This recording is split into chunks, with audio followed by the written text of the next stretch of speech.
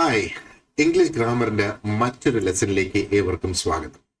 അപ്പം ഇന്ന് നമ്മൾ ചർച്ച ചെയ്യുന്നത് അഡ്ജക്റ്റീവ്സ് ആണ്. അഡ്ജക്റ്റീവ്സ് എന്ന് പറഞ്ഞാൽ നാമത്തെ വിശേഷിപ്പിക്കുന്ന വാക്കുകൾ എന്നർത്ഥം. അപ്പോ നമുക്ക് എങ്ങനെയാണ് ഈ അഡ്ജക്റ്റീവ്സ് നമുക്ക് കൃത്യമായിട്ട് ഉപയോഗിക്കേണ്ടത്, അതിന്റെ പിന്നിൽ എന്തെങ്കിലും റൂൾസ് ഉണ്ടോ എന്നൊക്കെയുള്ള കാര്യങ്ങൾ നമുക്ക് ചർച്ച ചെയ്യാം. പക്ഷെ അതിനു മുന്നേ ഈ അഡ്ജക്റ്റീവ്സ് സെന്റൻസസിൽ ഉപയോഗിക്കുമ്പോൾ അത് എങ്ങനെയാണ് വരിക എന്നുള്ളത് നമുക്ക് നോക്കാം. അപ്പോഴാണ് നമുക്ക് അതിന്റെ ആ ഒരു പ്രാധാന്യം മനസ്സിലാവുക, എങ്ങനെയാണ് ഇത് ചോദ്യ പേപ്പറിൽ റിഫ്ലക്ട് ചെയ്യുക എന്നൊക്കെയുള്ള കാര്യങ്ങൾ നമുക്ക് അന്നേരം മനസ്സിലാകും. ആദ്യം ഈ കൊടുത്തേക്കുന്ന സെന്റൻസ് ഒന്ന് നോക്കുക. അപ്പം അഡ്ജക്റ്റീവ്സിന്റെ ഉപയോഗമാണ് ശരിക്കും നമുക്ക് ഇവിടെ നോക്കുന്നത്. അതിനുശേഷം നമുക്ക് അതിന്റെ ഡെഫിനിഷനും കാര്യങ്ങളും ഒക്കെ നമുക്ക് അവിടെ നോക്കാം. അപ്പൊ ശരിക്കും ഈ ഓരോ വാക്ക്, അത് ഈ അഡ്ജക്റ്റീവ്സ് നാമത്തെ വിശേഷിപ്പിക്കുന്ന വാക്കുകൾ ചേരുമ്പോൾ എങ്ങനെയാണ് ആ ഒരു വാചകത്തിന്റെ അർത്ഥം തന്നെ കംപ്ലീറ്റ് ആയിട്ട് മാറുക എന്നുള്ള നോക്കാം. ഈ ആദ്യത്തെ സെന്റൻസ് നോക്കുക. The boy is standing. ഇംഗ്ലീഷില് വളരെ കറക്റ്റ് ആയിട്ടുള്ള ഒരു സെന്റൻസ് തന്നെയാണ്. ഗ്രാമാറ്റിക്കലി ഇത് കറക്റ്റ് ആണ്. ഗ്രാമറിന്റെ രീതിയിൽ തെറ്റുകളൊന്നും ഇവിടെ ഇല്ല. പക്ഷേ ഇത് ആ തരുന്ന ഇൻഫർമേഷൻ എന്തുമാത്രം ഉണ്ട്, അതിന്റെ ഉള്ളടക്കം എന്തുമാത്രം ഉണ്ട് എന്നുള്ളത് വെച്ച് നോക്കുമ്പം സ്വല്പ വീക്കാണ് ഈ സെന്റൻസ്. ഇനി ആ രണ്ടാമത്തെ സെന്റൻസ് നോക്കാം. അപ്പോ നമുക്കിവിടെ ഈ ആദ്യത്തെ സെന്റൻസിൽ നമുക്കറിയില്ല ഈ ഒരു ബോയ് അല്ലെങ്കിൽ ഈ ഒരു ചെക്കൻ എന്ന് പറയുന്നത് ഉയരമുള്ളതാണോ, ഉയരം കുറഞ്ഞതാണോ, പ്രായം കുറഞ്ഞതാണോ, പാവപ്പെട്ടവനാണോ എന്നൊക്കെയുള്ള കാര്യങ്ങളൊന്നും നമുക്ക് അവിടെ ക്ലിയർ അല്ല. അപ്പോ അങ്ങനെയുള്ള ആ ഒരു അർത്ഥവും കൂടെ കൊണ്ടുവരുന്നതാണ് രണ്ടാമത് നമ്മൾ ഒരു വാക്ക് അതിനകത്ത് ചേർക്കുമ്പോഴത്തേക്ക് നമ്മൾ ആ ഒരു ബോയ് ഈസ് സ്റ്റാൻഡിങ് എന്നുള്ളതിനെ നമ്മൾ the toll boy is standing എന്നുള്ള നമ്മൾ കൊണ്ടുവന്നു. ആകെ ഒരു വാക്കാണ് നമ്മൾ ഇതിനകത്ത് ചേർത്തത്, ടോൾ എന്നുള്ളത്. ഇപ്പൊ തന്നെ നമുക്ക് ആ ഒരു ബോയുടെ ആ ഒരു രൂപം നമ്മുടെ മനസ്സിൽ തെളിഞ്ഞു വരുന്നത്. എങ്ങനെയുള്ള ഒരു ബോയ് ആണ്, ഒരു ഉയരം കൂടിയ ഒരു ബോയ് എന്നുള്ളത് അവിടെ വരും അല്ലെ. അപ്പൊ ഗ്രാമാറ്റിക്കലി ഈ സെന്റൻസ് കറക്റ്റ് ആകുന്നതിന് ഇവിടെ ടോൾ വേണം എന്നില്ല. പക്ഷേ അതിന്റെ ആ ഒരു പൂർണ്ണ അർത്ഥം അല്ലെങ്കിൽ കുറെ കൂടെ അർത്ഥവത്താക്കുന്നതിന് വേണ്ടിയിട്ട് ഇവിടെ ടോൾ എന്നുള്ള ആ ഒരു വാക്ക് അവിടെ ആവശ്യമായിട്ട് വരുന്നത് എസെൻഷ്യൽ ഫോർ മീനിങ് എന്നുള്ളതാണ്. അപ്പൊ ആദ്യം നമ്മൾ എന്താ മനസ്സിലാക്കുന്നത്, ഈ അഡ്ജക്റ്റീവ്സ് എന്ന് പറയുന്നത് കുറെ കൂടെ ക്ലാരിറ്റി കൊണ്ടുവരുന്നു, അതിന്റെ അർത്ഥം കുറെ കൂടെ പൂർണ്ണമാക്കി അവിടെ കൊണ്ടുവരുന്നു എന്നുള്ളതാണ് നമുക്ക് കാണാനായിട്ട് സാധിക്കുക അല്ലെ. അപ്പോ ഈ അഡ്ജക്റ്റീവ്സ് തന്നെ പല തരത്തിലുള്ള അഡ്ജക്റ്റീവ്സ് ഉണ്ട്. ഓരോന്നിന്റെയും ഒരു എക്സാമ്പിൾ നമുക്ക് ആദ്യം ഒന്ന് ക്വിക്കായിട്ടൊന്ന് ഓടിച്ചു നോക്കി പോകാം. അപ്പോ ഇത് ക്വാളിറ്റി കാണിക്കുന്നതിന് വേണ്ടിയിട്ടുള്ള അഡ്ജക്റ്റീവ് ആണിത്. ആദ്യത്തെ സെന്റൻസ് നോക്ക്. She's A teacher. She's A teacher എന്ന് പറയുന്ന സെന്റൻസിനകത്ത് അഡ്ജക്റ്റീവ് നമ്മൾ ഉപയോഗിച്ചിട്ടില്ല. ആ നാമത്തെ വിശേഷിപ്പിക്കുന്ന വാക്കുകളൊന്നും നമ്മൾ ഉപയോഗിച്ചിട്ടില്ല. ആ സെന്റൻസിൽ ആകെ പറയുന്നത് ആ ഒരു വ്യക്തിയുടെ പ്രൊഫഷൻ, അതായത് ടീച്ചർ എന്നുള്ളതാണ് അവിടെ പറയുന്നത്. ഇനി നോക്ക്, ആ അഡ്ജക്റ്റീവ് നമ്മൾ ആഡ് ചെയ്തപ്പോഴത്തേക്ക് എന്ത് തരം ടീച്ചർ എന്നുള്ള ഒരു അർത്ഥം അവിടെ വന്നല്ലേ. She's A kind teacher. അപ്പോ അങ്ങനെ വരുമ്പോഴത്തേക്ക് എന്താ പറയേണ്ടത്, എന്ത് തരം ടീച്ചറാണ് എന്നുള്ള ചോദ്യത്തിന്റെ ഉത്തരമായി ഇത് മാറുന്നു. അപ്പോ ഇവിടെ ഈ ഒരു അഡ്ജക്റ്റീവ് കൈൻഡ് എന്ന് പറയുമ്പോഴത്തേക്ക് അവിടെ കുറെ കൂടെ ഇമോഷണൽ ആയിട്ടുള്ള ഒരു മൂല്യം കൊണ്ടുവരുന്നു, കുറെ കൂടെ ഡിസ്ക്രിപ്റ്റീവ് ആയിട്ടുള്ള ഒരു മൂല്യം അവിടെ കൊണ്ടുവരുന്നു അല്ലെ. അപ്പൊ അതിൽ നിന്ന് നമ്മൾ മനസ്സിലാക്കണം, ഇവിടെ ആ ഒരു നാമത്തിന്റെ ക്വാളിറ്റി ആണ് ശരിക്കും ഈ ഒരു കൈൻഡ് എന്ന വാക്ക് കൊണ്ട് ഉദ്ദേശിക്കുന്നത്. അപ്പോ നമുക്ക് ഒരു തരം അഡ്ജക്റ്റീവ്സ് ഇവിടെ ഉള്ളത് അഡ്ജക്റ്റീവ്സ് ഓഫ് ക്വാളിറ്റി എന്ന് നമുക്ക് പറയാം. ആ ക്വാളിറ്റി കാണിക്കുന്നതിന് വേണ്ടിയിട്ട് ഉള്ള ആ ഒരു അഡ്ജക്റ്റീവ് ആണ്. ഇനി അടുത്തത് നമുക്ക് ക്വാണ്ടിറ്റി നോക്കാം. ക്വാണ്ടിറ്റി എന്ന് പറയുമ്പോഴത്തേക്ക് അളവാണ് ശരിക്കും അവിടെ ഉദ്ദേശിക്കുന്നത് അല്ലെ. ആദ്യത്തെ സെന്റൻസ് നോക്കിയേ, ഹി ഹാസ് മണി എന്ന് നമ്മൾ പറയുന്നത്. അപ്പൊ ആ ഒരു സെന്റൻസിൽ നമ്മൾ അഡ്ജക്റ്റീവ് ഉപയോഗിച്ചിട്ടില്ല അല്ലെ. അപ്പൊ ആ മണി എന്ന ആ ഒരു നാമത്തിനെ വിശേഷിപ്പിക്കത്തക്ക രീതിയിൽ അല്ലെങ്കിൽ എന്തുമാത്രം പൈസയുണ്ട് എന്നുള്ളതാണ് ശരിക്കും ആ ഒരു അഡ്ജക്റ്റീവ് ഇവിടെ നമ്മളെ കാണിക്കുന്നത്. അപ്പൊ നമുക്ക് ജസ്റ്റ് ഹി ഹാസ് മണി എന്ന് പറയുമ്പോഴത്തേക്ക് ശരിക്കും അവന് എന്തുമാത്രമുണ്ട് എന്നുള്ള ആ ഒരു ഐഡിയ നമുക്ക് അവിടെ കിട്ടുന്നില്ല. അപ്പൊ ഒന്ന് ആലോചിച്ച് നോക്ക്, he has little money. Little എന്ന വാക്ക് നമ്മൾ അവിടെ കൊണ്ടുവന്നു. അപ്പൊ ആ ഒരു മീനിങ് കംപ്ലീറ്റ് ആയിട്ട് മാറുകയാണ്. ഹി ഹാസ് മണി എന്ന് പറയുമ്പോഴത്തേക്ക് ആ ഒരു സെന്റൻസ് വളരെ വേഗമായിട്ട് അവിടെ നിൽക്കുന്ന കൃത്യമായിട്ടുള്ള ഒരു അളവ് നമുക്ക് അവിടെ കിട്ടുന്നില്ല. അപ്പൊ ഹി ഹാസ് ലിറ്റിൽ മണി എന്ന് പറയുമ്പോഴത്തേക്ക് നമുക്ക് അതിൽ നിന്ന് മനസ്സിലാക്കാം ആ കയ്യിലുള്ള പൈസ എന്ന് പറയുന്നത് ഒരു ചെറിയ അളവാണ് എന്നുള്ളത്. അപ്പോ ഈ വാക്കുകൾ എന്തുമാത്രം ഉണ്ട്, അതാണ് ഷോസ് ഹൗ മച്ച് എന്ന് കാണിക്കുന്നത്, എന്തുമാത്രം ഉണ്ട് എന്നുള്ളത്. ചിന്തിച്ചു നോക്കിയ വാക്കുകള് ലിറ്റിൽ പോലെയുള്ള വാക്കുകള്, മച്ച് എന്നുള്ള വാക്ക്, സം എന്നുള്ള വാക്ക്, ഈ വാക്കുകളൊക്കെ എന്താ പറയേണ്ടത്, അതിന്റെ ആ ഒരു കൃത്യമായിട്ടുള്ള ഉപയോഗം നമുക്ക് അറിയാമോ ഇല്ലയോ എന്നുള്ളത് ഒരു ഫിൽ ഇൻ ദ ബ്ലാങ്ക്സ് രൂപത്തിൽ ചോദ്യത്തിൽ PSC ഇത് ചോദിക്കാറുണ്ട് എന്നുള്ളതാണ്. അപ്പൊ ഇവിടെ ആ ക്വാണ്ടിറ്റി, അഡ്ജക്റ്റീവ് ഓഫ് ക്വാണ്ടിറ്റി ആണ് നമ്മൾ നോക്കിയത്. ഇനി അടുത്തത് അഡ്ജക്റ്റീവ് ഓഫ് നമ്പർ നമുക്ക് നോക്കാം.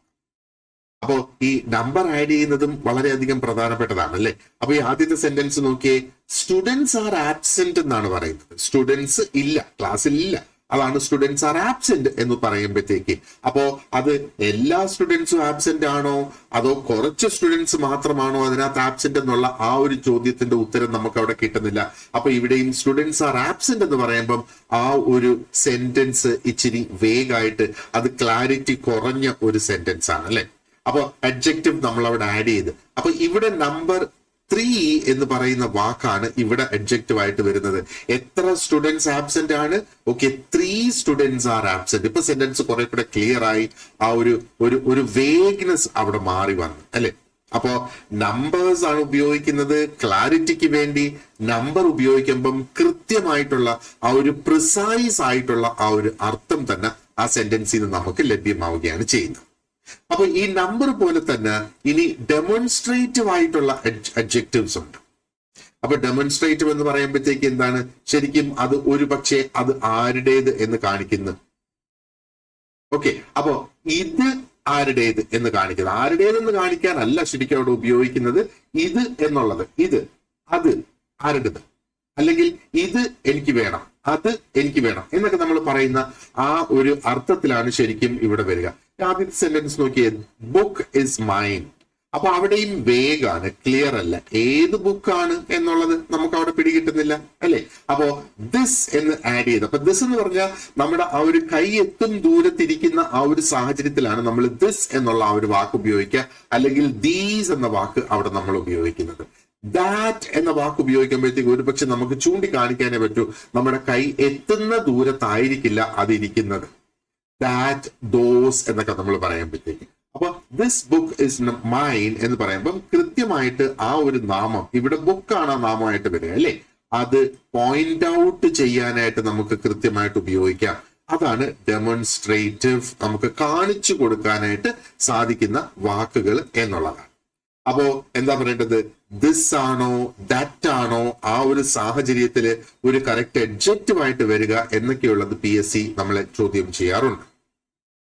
ഇനി നമ്മൾ ദിസ് എന്ന് പറഞ്ഞതുപോലെ നമുക്ക് ഡിസ്ട്രിബ്യൂട്ടീവ് ആയിട്ടുള്ള അഡ്ജക്റ്റീവ്സ് ഉണ്ട്. ഡിസ്ട്രിബ്യൂട്ടീവ്സ്, ഇപ്പൊ ഡിസ്ട്രിബ്യൂട്ടീവ് എന്ന് പറയുമ്പോഴത്തേക്ക് അത് നമുക്ക് പറയാം, ഡിസ്ട്രിബ്യൂഷൻ എന്ന് പറയുമ്പോഴത്തേക്ക് ഒരു പക്ഷേ എല്ലാവരിലേക്കും എത്തിക്കുന്ന, അല്ലെങ്കിൽ ഒരു കൂട്ടത്തിലേക്ക് എത്തിക്കുക, അങ്ങനെയൊക്കെ ഉള്ളതാണ്. അപ്പൊ ഒന്നിലധികം പേരുണ്ടെങ്കിൽ അവർക്ക് എല്ലാവർക്കും എത്തിക്കുക എന്നൊക്കെയുള്ള ആ ഒരു അർത്ഥമാണ് ഡിസ്ട്രിബ്യൂട്ടീവിൽ വരിക. ആദ്യത്തെ സെന്റൻസ് നോക്ക്, സ്റ്റുഡൻസ് മസ്റ്റ് സബ്മിറ്റ് ID. അപ്പൊ സ്റ്റുഡൻസ് അവരുടെ ID സബ്മിറ്റ് ചെയ്യണം എന്നുള്ളതാണ് ഇതിന്റെ ഒരു അർത്ഥം അല്ലെ. അപ്പോ ഇത് ഒരു ജനറൽ ഇൻസ്ട്രക്ഷൻ ആണ്, കറക്റ്റ് ആണ് സെന്റൻസ്, ഗ്രാമാറ്റിക്കലി ഒരു തെറ്റുമില്ല. പക്ഷെ അതിനെ കുറെ കൂടെ നമുക്ക് എക്സാക്റ്റ് ആക്കി അർത്ഥവത്താക്കി കൊണ്ടുവരുമ്പോഴത്തേക്ക് ഈച്ച് എന്നുള്ള വാക്കും കൂടെ നമ്മൾ അവിടെ ചേർക്കുമ്പോഴോ, each student must submit ID. അപ്പോ ഒരുപാട് സ്റ്റുഡൻസ് ഉണ്ട്, ആ ഒരുപാട് സ്റ്റുഡൻസ് ഉള്ളതിൽ ഓരോരുത്തർക്കും ബാധകമാക്കി കൊണ്ടുവരുന്നതാണ് ഈ ഈച്ച് എന്നുള്ള വാക്ക് നമ്മൾ അവിടെ ചേർക്കുമ്പോഴത്തേക്ക്. അപ്പൊ ഇവിടെ ആ ID സബ്മിറ്റ് ചെയ്യണം എന്നുള്ള ഉത്തരവാദിത്വം ആ കൂട്ടത്തിലുള്ള എല്ലാ സ്റ്റുഡൻസിനും തുല്യമായിട്ട് അവിടെ കിട്ടുകയാണ് ആ ഒരു ഉത്തരവാദിത്വം. അപ്പൊ അതാണ് ഈച്ച്, എവറി എന്നൊക്കെയുള്ള വാക്കുകൾ PSC ടെസ്റ്റ് ചെയ്യാൻ വേണ്ടിയിട്ട് ഉപയോഗിക്കുക എന്നുള്ളത് നമുക്ക് ഇതിൽ നിന്ന് കാണാം അല്ലെ. ഇനി അടുത്തത് പൊസസീവ് അഡ്ജക്റ്റീവ്സ് ആണ്. പൊസസീവ് എന്ന് പറയുമ്പോഴത്തേക്ക് ഒരു പക്ഷേ ഓണർഷിപ്പ് കാണിക്കാൻ വേണ്ടിയിട്ട് ഉപയോഗിക്കുന്നത്. ആദ്യത്തെ സെന്റൻസ് നോക്കിയേ, house is big. Okay, house is big, വീട് വലുതാണ്. പക്ഷേ ആ സെന്റൻസ് ആരുടെ വീട് എന്നുള്ളത് അവിടെ കാണിക്കുന്നില്ല, ആ ഒരു ഓണർഷിപ്പ് അവിടെ ഇല്ലാതെ വരുന്നു എന്നുള്ളതാണ്. അപ്പൊ അതിന് വേണ്ടിയിട്ട് നമ്മൾ അവിടെ ആഡ് ചെയ്യുന്നു മൈ എന്നുള്ള വാക്ക്. അപ്പൊ മൈ ഇവിടെ അഡ്ജക്റ്റീവ് ആയിട്ട് വന്നു. സോ സെന്റൻസിൽ എന്താ മൈ ഹൗസ് ഇസ് ബിഗ് എന്ന് പറയുമ്പോൾ കുറെ കൂടെ അർത്ഥവത്തായി കൃത്യമായിട്ട് നമുക്ക് മനസ്സിലാക്കാനായിട്ട് സാധിക്കുന്നു. ഇപ്പൊ ഇവിടെ വീട് വലുതാണെന്നും അത് ആരുടെ വീടാണ് ആ വലുത് വീട് എന്നുള്ളത് നമുക്ക് ഇവിടെ കൃത്യമായിട്ട് മനസ്സിലാക്കാനായിട്ട് സാധിക്കും. അപ്പോ ഇവിടെ മൈ എന്ന വാക്കിന്റെ ഉപയോഗം, മൈൻ എന്ന വാക്കിന്റെ ഉപയോഗം. അപ്പൊ മൈ എന്ന് പറയുമ്പോഴത്തേക്ക് അത് എന്റേത് പൊസസീവ്നെസ് കാണിക്കുന്ന, മൈൻ എന്ന് പറയുമ്പം അത് ഒരു റിഫ്ലക്ഷൻ ആണ് അതിനകത്ത് വരുന്നത് എന്ന് നമ്മൾ മനസ്സിലാക്കും. ഓക്കെ, ഇനി മറ്റൊന്ന് ഇന്ററോഗേറ്റീവ് അഡ്ജക്റ്റീവ് അവിടെ വരുന്നു. ഇന്ററോഗേറ്റീവ് എന്ന് പറയുമ്പോഴത്തേക്ക് ഇന്ററോഗേഷൻ എന്ന് പറയുമ്പോൾ എപ്പോഴും ചോദ്യം ചെയ്യല് എന്നുള്ള ആ ഒരു രീതിയിൽ നമ്മൾ അതിനെ കാണണം. അപ്പോ ഇവിടെ എന്താണ്, ബാഗ് ഇസ് മിസ്സിംഗ് എന്ന ആ ഒരു സെന്റൻസ് നമ്മൾ നോക്കുക. സെന്റൻസ് കറക്റ്റ് തന്നെയാണ്, പക്ഷെ അത് ജസ്റ്റ് ഒരു സ്റ്റേറ്റ്മെന്റ്, ബാഗ് കാണുന്നില്ല, ബാഗ് ഇസ് മിസ്സിംഗ്. അപ്പോ നമുക്ക് വേണമെങ്കിൽ അവിടെ ഒരു അഡ്ജക്റ്റീവ് ആഡ് ചെയ്തിട്ട് നമുക്ക് അതിന് ചോദിക്കാം ഹൂസ് ബാഗ് ഇസ് മിസ്സിംഗ്, ആരുടെ ബാഗാണ് ഇവിടുന്ന് കാണാതെ പോയത്. അപ്പൊ ആ ഹൂസ് എന്നുള്ള വേർഡ് നമ്മളവിടെ കൊണ്ടുവന്നപ്പോഴത്തേക്ക് അത് ബാഗ് എന്നുള്ളതിനൊരു അഡ്ജക്റ്റീവ് ആവുകയും ചെയ്ത്, എന്നാൽ അത് ഒരു ക്വസ്റ്റ്യൻ ആയി മാറുകയും ചെയ്തു എന്നുള്ളതാണ്. അപ്പൊ ആരുടെ ബാഗാണ് കാണാതെ പോയത് എന്നുള്ള ആ ഒരു ക്വസ്റ്റ്യൻ അവിടെ വരികയും ചെയ്തു. അപ്പോ എന്താ പറയേണ്ടത്, ഈ ഹൂസ് നമ്മൾ ഇവിടെ പ്രത്യേകം ഒന്ന് ഓർക്കുക. ഈ ഹൂസ് എന്നുള്ള വാക്ക് ഓക്കെ, അതൊരു ചോദ്യത്തിന് വേണ്ടി ഉപയോഗിക്കുന്നതാണ്. എപ്പോഴും ഒരു വ്യക്തിയുടെ പേരായിരിക്കും അതിന്റെ ഉത്തരമായിട്ട് വരിക. അപ്പൊ ഈ ഹൂസ് എന്നുള്ള വാക്ക് ഒരു നാമത്തിന് മുന്നേ വരികയാണെങ്കിൽ അത് ഒരു അഡ്ജക്റ്റീവ് ആയിട്ടാണ് കണക്കാക്കപ്പെടുന്നത്. ഇതിപ്പോ ഒരു ചോദ്യമാണ്, നിങ്ങൾക്ക് അത് ആ ഒരു രീതിയിൽ ഇതിനെ കണക്കാക്കണം, ഇതൊരു ചോദ്യം തന്നെയാണ്. പക്ഷേ ഈ ഒരു വാക്കിന്റെ സ്ഥാനം അല്ലെങ്കിൽ ഈ ഒരു വാക്കിന്റെ ഒരു ഒരു ഒരു ഉപയോഗം എന്ന് പറയുന്നത് ഹൂസ് ഇവിടെ ഒരു അഡ്ജക്റ്റീവ് ആയി മാറുന്നു. കാരണം എന്താണ്, അത് എപ്പോ ഒരു നാമത്തിന് മുന്നേ ഹൂസ് എന്നുള്ള വാക്ക് വന്നിരിക്കുകയാണെങ്കിൽ അത് ഒരു അഡ്ജക്റ്റീവ് അല്ലെങ്കിൽ ആ ഒരു നാമത്തിന്റെ വിശേഷണമായിട്ട് അത് മാറും എന്നുള്ളതാണ്. നമ്മളിപ്പം കേരള പ്രിലിംസിനെ കുറിച്ച് അല്ലെ PSCയുടെ പ്രിലിംസിനെ കുറിച്ച് പ്രത്യേകം നമ്മൾ ആലോചിക്കുകയാണ് അല്ലെ. അപ്പൊ ഓരോ സമയത്ത് നമുക്ക് ഇതേ കണക്കുള്ള ചോദ്യങ്ങൾ നമുക്ക് കിട്ടുന്ന ആ ഒരു സമയത്ത് നമ്മൾ ആക്ച്വലി 3 കാര്യങ്ങൾ നമ്മൾ ഇവിടെ നോക്കണം. നമുക്കത് കൃത്യമായിട്ട് ഏത് വാക്കിലേക്ക് നമുക്ക് കൊണ്ടുവരണം എന്നുള്ള. അപ്പൊ ഒന്ന് നമ്മൾ ചിന്തിക്കുക, ഈ ഒരു വാക്ക് ചേർക്കുന്നത് കൊണ്ട് സെന്റൻസിലെ ഏത് വാക്കിന്റെ അർത്ഥമാണ് മെച്ചപ്പെടുന്നത്? സെന്റൻസിലെ നാമത്തിന്റെയാണോ? നാമം എന്ന് പറയുമ്പോഴത്തേക്ക് ഏതെങ്കിലും ഒരു സംഗതിയുടെ പേര് അല്ലെങ്കിൽ ഒരു വിശേഷണം, ഒരു സ്ഥലത്തിന്റെ പേര്, അതിന്റെ അർത്ഥമാണോ മാറുന്നത്, അല്ലെങ്കിൽ അതാണോ കുറച്ചും കൂടെ അർത്ഥവത്താകുന്നത് ഈ ഒരു വാക്ക് അവിടെ ചേരുമ്പോൾ? ആണെങ്കിൽ അത് ഒരു അഡ്ജക്റ്റീവ്, ഒരു നാമ വിശേഷണം എന്നുള്ള ഒരു വാക്ക് ആയിരിക്കും അവിടെ ആഡ് ചെയ്യുന്നത്. ഇനി മറ്റൊരു കാര്യം ചിന്തിച്ചു നോക്കുക, ഞാൻ ഈ ഒരു വാക്ക് ഇവിടെ നിന്ന് എടുത്തു മാറ്റുകയാണെങ്കിൽ ആ സെന്റൻസ് കുറച്ച് വേഗമായിട്ട് ഒരു കൃത്യത ഇല്ലാത്ത ഒരു സെന്റൻസ് ആയിട്ട് മാറുമോ? അത് ഗ്രാമാറ്റിക്കലി കറക്റ്റ് ആയിരിക്കും, പക്ഷെ അത് കൃത്യത ഇല്ലാത്തൊരു സെന്റൻസ് ആയിട്ട് മാറുമോ എന്നുള്ള. ഇനി മറ്റൊരു ചോദ്യം നമ്മളോട് ചോദിക്കാവുന്ന ഒരു ചോദ്യം എന്ന് പറഞ്ഞാല്, ഈ ഒരു വാക്ക് ആ ഒരു സെന്റൻസിന്റെ ക്ലാരിറ്റി കൊണ്ടുവരുന്നതിന് വേണ്ടിയിട്ടാണോ ഉപയോഗിക്കുന്നത്, അതോ അതിന്റെ ഗ്രാമർ കറക്റ്റ് ആക്കാൻ വേണ്ടിയിട്ടാണോ ഉപയോഗിക്കുന്നത്? ഈ 3 ചോദ്യത്തിന്റെ ഉത്തരങ്ങൾ യെസ് ആയിരിക്കണം. അതായത് ഈ ഒരു വാക്ക് ചേർക്കുന്നത് കൊണ്ട് നാമത്തിന്റെ അർത്ഥം അല്ലെങ്കിൽ അതിനെ കുറച്ചും കൂടെ അർത്ഥവത്താക്കുന്നോ? യെസ് ആയിരിക്കണം അതിന്റെ ഉത്തരം. അല്ലെങ്കിൽ ഈ ഒരു വാക്ക് ഞാൻ മാറ്റിയാൽ ആ സെന്റൻസ് കുറച്ചും കൂടെ ക്ലാരിറ്റി ഇല്ലാത്തതാകുമോ? യെസ് ആണ് അതിന്റെ ഉത്തരമെങ്കിൽ. അതേപോലെ ഈ ഒരു വാക്ക് ക്ലാരിറ്റി കൂട്ടുന്നതിന് വേണ്ടിയിട്ട് ആവശ്യമാണോ അതോ ഗ്രാമറിന് വേണ്ടി ആവശ്യമാണോ? അപ്പൊ അവിടെ ക്ലാരിറ്റി കൂട്ടുന്നതിന് വേണ്ടി ആവശ്യം എന്നാണ് നമ്മൾ കണക്കാക്കേണ്ടത്, അല്ലാതെ ഗ്രാമറിന് വേണ്ടിയിട്ടല്ല. ഗ്രാമറിന് വേണ്ടിയിട്ടാണെങ്കിൽ ഒരു പക്ഷേ അത് അഡ്ജക്റ്റീവ് ആകില്ല, അത് മറ്റേതെങ്കിലും വാക്കായിരിക്കും ആ ഒരു സെന്റൻസിൽ അതിന്റെ ഉപയോഗം. അപ്പൊ ഈ 3 കാര്യങ്ങൾ നമ്മൾ നമ്മോട് തന്നെ ചോദിച്ച് അതിന്റെ 3ന്റെ ഉത്തരം യെസ് എന്നാണ് നമുക്ക് കിട്ടുന്നതെങ്കിൽ അത് ഓൾമോസ്റ്റ് നമുക്ക് ഉറപ്പിക്കാം അതൊരു അഡ്ജക്റ്റീവ് തന്നെ ആയിരിക്കും എന്നുള്ളത്. ഇപ്പോ നമുക്ക് അത്യാവശ്യം നല്ല ഒരു ഐഡിയ ലഭിച്ചിട്ടുണ്ട് അഡ്ജക്റ്റീവ്സിന്റെ ഉപയോഗം എന്താണെന്നും അതൊരു സെന്റൻസിൽ എങ്ങനെയായിരിക്കും അത് വരിക എന്നും.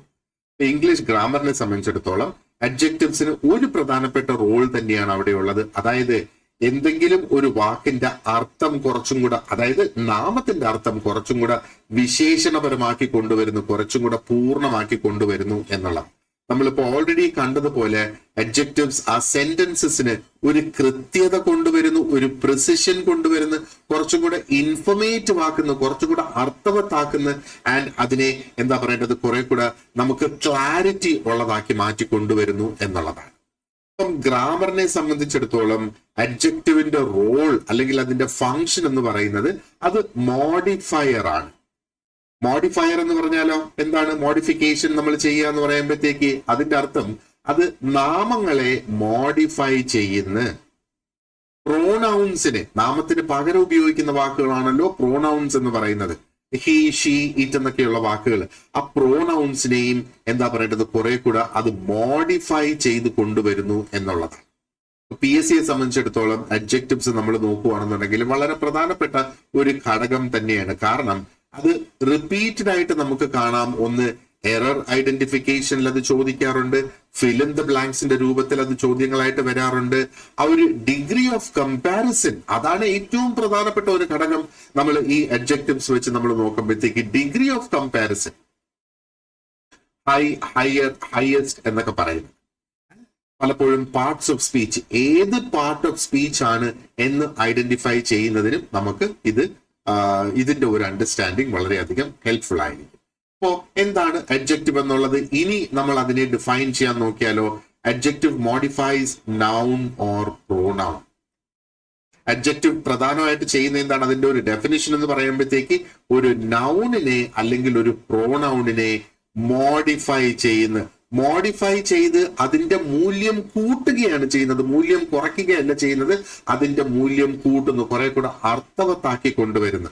ഈ അഡ്ജക്റ്റീവ്സ് ഉപയോഗിച്ച് നമുക്ക് ഇത്തരത്തിലുള്ള ചോദ്യങ്ങളുടെ ഉത്തരങ്ങൾ നമുക്ക് കിട്ടും. വാട്ട് കൈൻഡ്, എന്ത് തരമാണത്, ഹൗ മെനി, എത്രയുണ്ട്, ആൻഡ് വിച്ച്, ഏത്, ഹൂസ്, ആരുടേത്, ഇങ്ങനെയൊക്കെയുള്ള ചോദ്യങ്ങൾക്ക് നമുക്ക് ഉത്തരം കിട്ടാനായിട്ട് നമുക്ക് അഡ്ജക്റ്റീവ്സ് ഉപയോഗിക്കാം എന്നുള്ളതാണ്. ഇതാണ് നമ്മൾ ആദ്യം നോക്കിയ ആ ഒരു സെന്റൻസ് ഉണ്ടല്ലോ. അതേപോലെ സമാനമായ ഒരു സെന്റൻസ് ആണ് Ram is a big boy എന്ന് പറയുമ്പോഴത്തേക്ക്. അപ്പൊ ഇവിടെ ബിഗ് ആണ് അവിടെ അഡ്ജക്റ്റീവ് ആയിട്ട് വരിക. കാരണം ബോയ് എന്ന് പറയുന്ന ആ ഒരു നാമത്തിനെ കുറെ കൂടെ അർത്ഥവത്താക്കുന്നു ബിഗ് എന്ന് പറയുമ്പോഴത്തേക്ക്. പലപ്പോഴും PSC അഡ്ജക്റ്റീവ് ഈ സെന്റൻസിൽ ഇത് ഏതാണ് എന്ന് ഐഡന്റിഫൈ ചെയ്യാനും പറയുന്നുണ്ട്. അപ്പൊ ഈ കാര്യങ്ങളാണ്, അതൊരു നാമത്തെയാണോ മോഡിഫൈ ചെയ്യുന്നത്, നാമം ആ സെന്റൻസിൽ ഇല്ലെങ്കിൽ ഒരു പ്രോനൗണിനെയാണോ അത് മോഡിഫൈ ചെയ്ത് കുറെ കൂടെ അർത്ഥവത്താക്കുന്നത് എന്ന് നോക്കുക. ഇനി മറ്റു രീതികളും ഉണ്ട് ഇത് അഡ്ജക്റ്റീവ് ആണോ അല്ലയോ എന്ന് മനസ്സിലാക്കുന്നതിന് വേണ്ടിയിട്ട്. ആ ഒരു വാക്കിന്റെ പൊസിഷൻ അനുസരിച്ച്, അപ്പോ അതിന്റെ ഒരു ആട്രിബ്യൂട്ടീവ് പൊസിഷൻ എന്ന് വേണമെങ്കിൽ നമുക്ക് പറയാം. ആ ഒരു അഡ്ജക്റ്റീവിന്റെ പൊസിഷൻസ് നമ്മൾ നോക്കുമ്പോൾ, അപ്പോ ഒരു അഡ്ജക്റ്റീവ് നൗണിന് മുന്നേ വരുവാണെങ്കിൽ അതിനെ ഒരു ആട്രിബ്യൂട്ടീവ് പൊസിഷൻ എന്ന് പറയും. അപ്പോ ഇവിടെ റെഡ് ഡ്രസ് എന്ന് പറയുന്നു. അപ്പോ റെഡ് ഡ്രസ്, അപ്പൊ ഇവിടെ ഡ്രസ് ആണ് നൗൺ അല്ലെ. ആ നൗണിന് മുന്നേ വന്നു അതിനെ വിശേഷിപ്പിക്കുന്ന വാക്ക് റെഡ്. ഏത് തരം ഡ്രസ് അല്ലെങ്കിൽ എന്ത് കളറാണ് ഡ്രസ്സിൻ്റെത്? റെഡ് ഡ്രസ് എന്നുള്ളത്. അപ്പോ ഇവിടെ ഡ്രസ് ഇസ് റെഡ് എന്നാണ് പറയുന്നതെങ്കിൽ അത് ആ ഒരു പ്രെഡിക്കേറ്റീവ് പൊസിഷൻ ആണ് ശരിക്കും അത് അവിടെ എടുക്കുക. ഓക്കെ, അപ്പോ ഇത് ഏത് പൊസിഷൻ? PSC വളരെയധികം അങ്ങനെ ചോദ്യങ്ങൾ ചോദിക്കാറില്ല, പക്ഷേ എങ്കിലും നമ്മൾ ആ ഒരു പൊസിഷൻ ഒന്ന് മനസ്സിലാക്കിയിരിക്കുന്നത് വളരെയധികം ഇമ്പോർട്ടന്റ് ആണ്. ഈ പ്രെഡിക്കേറ്റീവ് പൊസിഷനിൽ എപ്പോഴാണ് വരുന്നത്? ആ ഒരു അഡ്ജക്റ്റീവ്, ആ ഒരു ലിങ്കിങ് വേർബ്, ഇവിടുത്തെ ലിങ്കിങ് വേർബ് ഏതാണ്? ഇസ് ആണ് ഇവിടുത്തെ ലിങ്കിങ് വേർബ് എന്ന് പറയുന്നത്. ഈ ഡ്രസ്സിനെയും അതിന്റെ ആ ഒരു റെഡിനെയും കൂടെ ബന്ധിപ്പിക്കാനായിട്ട് ഉപയോഗിക്കുന്ന വേർഡാണ് ഈ ലിങ്കിങ് വേർഡ് എന്ന് പറയുന്നത്, അല്ലെങ്കിൽ ലിങ്കിങ് വേർബ് എന്ന് പറയുന്നത് അല്ലെ. അപ്പൊ ഇസ്, വാസ്, വേർ ഇങ്ങനെയൊക്കെയുള്ള വാക്കുകൾ ശരിക്കും ആ ഒരു ലിങ്കിങ് വേർബ്സ് തന്നെയാണ്. അങ്ങനെ ഇത് എന്താ പറയണ്ടത്? ഇതിപ്പോ ഏത് പൊസിഷനിൽ വന്ന് റെഡ് എന്നുള്ള വാക്ക്? അത് ആ ഒരു ലിങ്കിങ് വേർബിന് ശേഷം ആണ് വന്നിരിക്കുന്നത്. അന്നേരമാണ് നമ്മൾ അതിനെ ഒരു പ്രെഡിക്കേറ്റീവ് പൊസിഷൻ ആണ് അത് എടുത്തിരിക്കുന്നത് എന്നുള്ള ഒരു രീതിയിൽ പറയുന്നത്. ഇവിടെ ഇപ്പൊ നമുക്ക് പറയാം ദ ഡ്രസ് ഇസ് റെഡ്. രണ്ടിന്റെയും അർത്ഥം സെയിം തന്നെയാണ് അല്ലെ, പക്ഷെ രണ്ട് രീതിയിൽ നമ്മൾ അതിനെ ഉപയോഗിച്ചിരിക്കുന്നു എന്നുള്ളത് മാത്രമാണ് അവിടുത്തെ ഡിഫറൻസ്. ഇനി അഡ്ജക്റ്റീവ്സിന്റെ ആ ഒരു ഫങ്ഷൻസ്, അപ്പോ എന്താ പറയേണ്ടത്? ഫങ്ഷൻസിന്റെ രീതിയിൽ നമ്മൾ നോക്കുകയാണെന്നുണ്ടെങ്കിൽ, ഒന്ന് അതിന്റെ ആ ഒരു ക്വാളിറ്റി പറയുന്നത്, നമ്മൾ നേരത്തെ ചർച്ച ചെയ്തതുപോലെ എന്താ പറയേണ്ടത്? അതിന്റെ ക്വാളിറ്റി ഡിസ്ക്രൈബ് ചെയ്യുക. അതേപോലെ തന്നെയാണ് അതിന്റെ ക്വാണ്ടിറ്റി നമ്മളെ അറിയിക്കുക. ക്വാണ്ടിറ്റി എന്തുമാത്രം ഉണ്ട് എന്നുള്ളത് നമ്മെ അറിയിക്കുന്നതിന് വേണ്ടിയിട്ട് ഉപയോഗിക്കുന്നു. അതേപോലെ എന്താ പറയേണ്ടത്? ഒന്നുകിൽ ഒരു നമ്പർ കാണിക്കുക, അല്ലെങ്കിൽ ഒരു ഓർഡർ, ഫസ്റ്റ്, സെക്കൻഡ്, തേർഡ് എന്നൊക്കെയുള്ള ആ ഒരു ഓർഡർ കാണിക്കുന്നത്. ഓണർഷിപ്പ് എക്സ്പ്രസ് ചെയ്യാൻ വേണ്ടിയിട്ട് ഉപയോഗിക്കുന്നത് നമ്മൾ ഈ കാണുന്നത് പോലെ ചോദ്യങ്ങൾ ചോദിക്കാൻ വേണ്ടിയിട്ട് ഇത് ഉപയോഗിക്കുന്നു എന്നുള്ളതാണ്. അതിന്റെ ആ ഒരു ഡിസ്ട്രിബ്യൂഷൻ അല്ലെ, ഓരോരുത്തർക്കും ആപ്ലിക്കബിൾ എന്നുള്ള ആ ഒരു രീതിയിൽ ഡിസ്ട്രിബ്യൂഷൻ കാണിക്കാനായിട്ട് ആൻഡ് സ്പെസിഫിക്കലി എന്തെങ്കിലും ഒന്ന് പോയിന്റ് ഔട്ട് ചെയ്യുന്നതിന് വേണ്ടിയിട്ട് ഉപയോഗിക്കുന്നത്. ആൻഡ് പിന്നെ നമുക്ക് ഇന്ററഗേറ്റീവ് ആയിട്ടും നമുക്ക് അതിനെ ഉപയോഗിക്കാം എന്നുള്ളതാണ്. അപ്പൊ ഇത് ഒന്ന് മനസ്സിൽ വെക്കുക. പലപ്പോഴും PSC ഇതിന്റെ ഒരു തിയറി ഡയറക്റ്റ് ആയിട്ട് ടെസ്റ്റ് ചെയ്യാറില്ല. പക്ഷെ PSC ചെയ്യാറുള്ളതെന്ന് പറഞ്ഞാൽ ഇതിന്റെ ആപ്ലിക്കേഷൻ ആണ് അതിനകത്ത് ബേസിക് ആയിട്ട് കാണിക്കുക. അപ്പൊ ഇത് ഓരോന്ന് നമുക്ക് പെട്ടെന്ന് ഒന്ന് ഓടിച്ച് ചർച്ച ചെയ്യാനാണെങ്കിൽ ഈ ഒരു എന്താ പറയേണ്ടത്,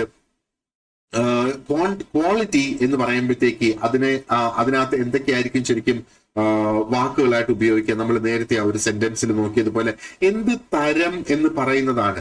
ഹീസ് എ മാൻ, അപ്പൊ he's an honest man, he's A tall man. ഇങ്ങനെയൊക്കെയുള്ള വാക്കുകൾ നമ്മൾ നോക്കുമ്പോഴത്തേക്ക് അവിടെ എന്താ പറയേണ്ടത്, അതിന്റെ ആ ഒരു തരം, ഏത് തരം എന്നുള്ളത് അവിടെ കാണിക്കുന്നു എന്നുള്ളത്.